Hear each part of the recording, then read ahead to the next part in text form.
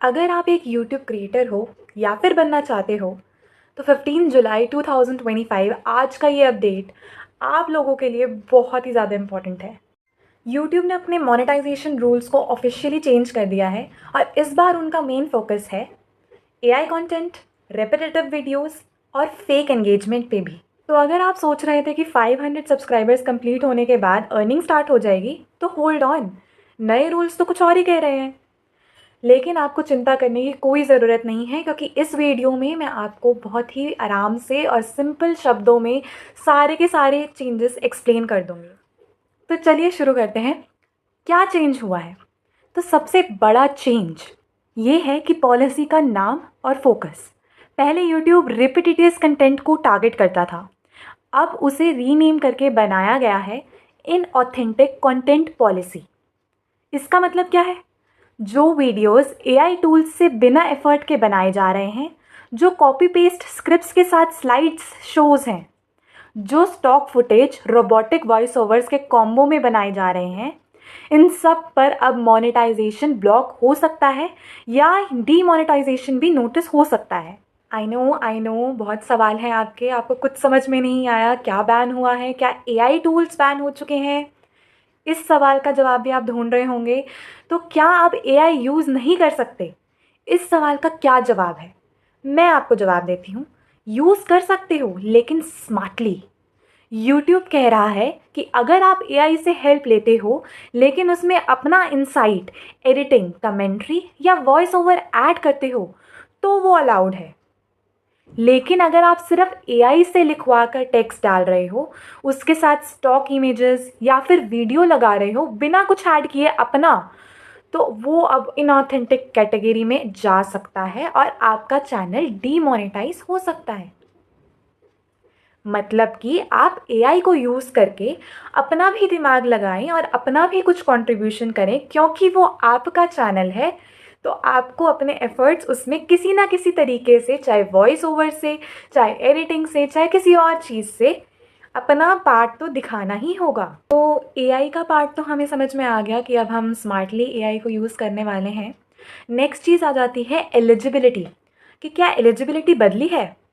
तो मैं आपको बता दूं, जो एलिजिबिलिटी क्राइटेरिया था 2023 में, 2024 में, वो क्राइटेरिया एज इट इज़ ही है, उसमें कोई चेंजेस नहीं हुए हैं।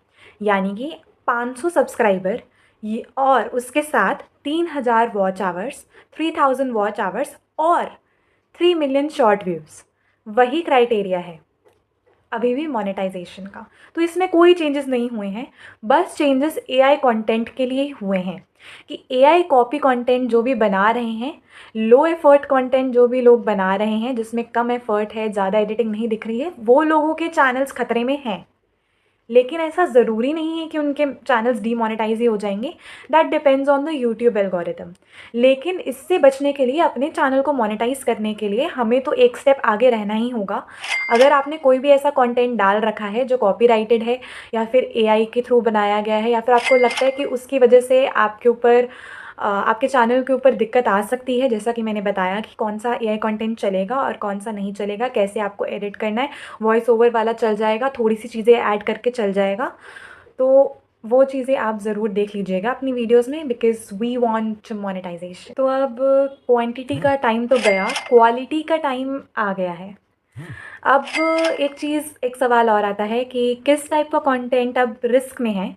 ऐसे तो यूट्यूब ने कोई भी ऐसा टाइप का कंटेंट नहीं बताया है जो रिस्क में है, बट मैं अपनी तरफ से आपको बता सकती हूँ कि किस टाइप का कंटेंट जो है वो रिस्क में है इस टाइम पर।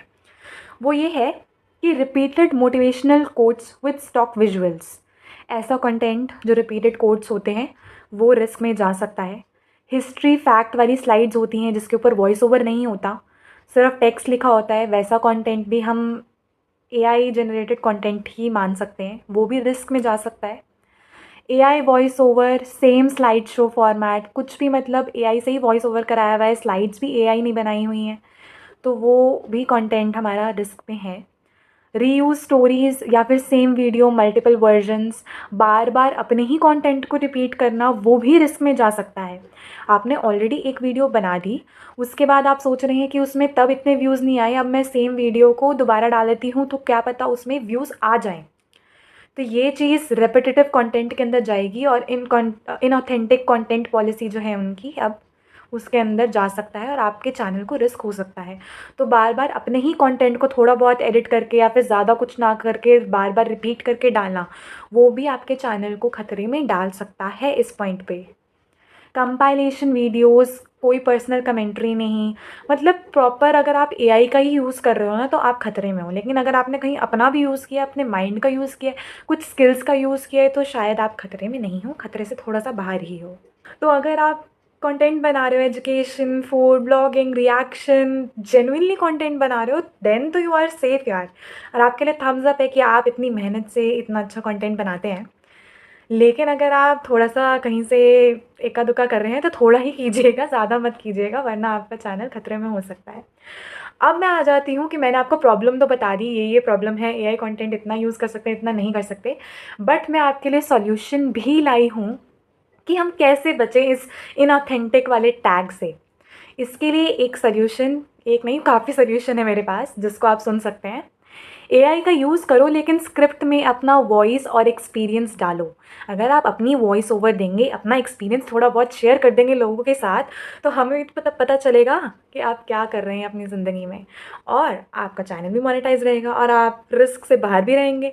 बस फिर हर वीडियो में अपना ओरिजिनल एडिट, हुक या कमेंट्री ज़रूर रखो। अगर आप एआई कंटेंट का भी यूज़ कर रहे हैं जैसे कि हिस्टोरिकल फैक्ट्स और ये सब, तो स्टार्टिंग में कम से कम अपना ही क्लिप डाल दीजिए कि ठीक है, आज इस वीडियो में मैंने आपको ये बताया है, ये सिखाया है, या फिर इस वीडियो में आपको ये सीखने को मिलेगा।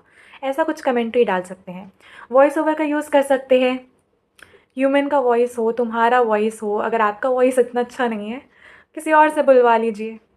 कॉपीराइट फ्री विजुअल्स डाल दीजिए। सर्च कीजिए कौन से कॉपीराइट फ्री एआई कंटेंट है, या फिर कॉपीराइट नहीं आना चाहिए। आपको पता है अगर यूट्यूब पे आपके पास कॉपीराइट आता है तो कॉपीराइट आने के बाद 3 स्ट्राइक्स के बाद ही आपका चैनल वो डाउन कर देते हैं। तो ये सब कॉपीराइट से तो दूर रहना है बिल्कुल हमें।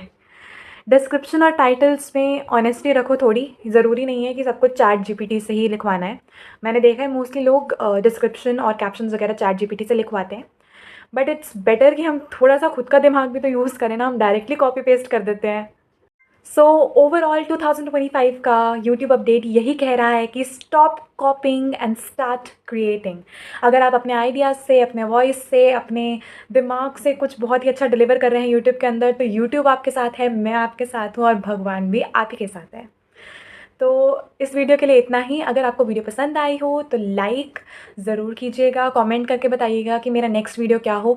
बहुत सारे लोगों को पता नहीं होता कि उनको जब वो यूट्यूब चैनल को स्टार्ट करते हैं तो उनको क्या नीश सेलेक्ट करनी है, नीश क्या होता है, या फिर किस फील्ड में जाना है, कौन से वीडियोस क्रिएट करने हैं। तो उसके लिए हम अपना नेक्स्ट वीडियो बना सकते हैं। अगर आप चाहें तो कमेंट कर सकते हैं कि वो आपको वीडियो चाहिए या नहीं चाहिए। रेस्ट चैनल को सब्सक्राइब करना भी ज़रूर भूलिएगा मत, ज़रूर कीजिएगा subscribe. And thanks for watching this video.